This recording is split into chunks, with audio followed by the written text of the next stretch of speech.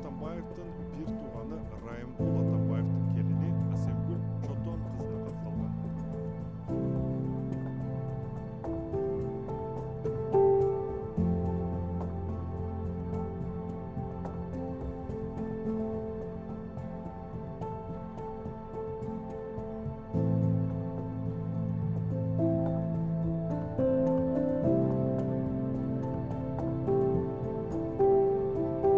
Атамбаев менен биргелешип ушул үйлөрдү курган адамдар азыркыга чейин ушул үйлөрдү сатуудан түшкөн пайданы бөлүшө албай атабыз.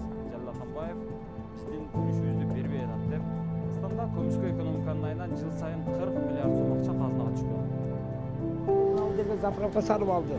Мына үлүшүбүз мына турат. Кыйла кирип кеткен. Мага 3,5-4 сотик кирген.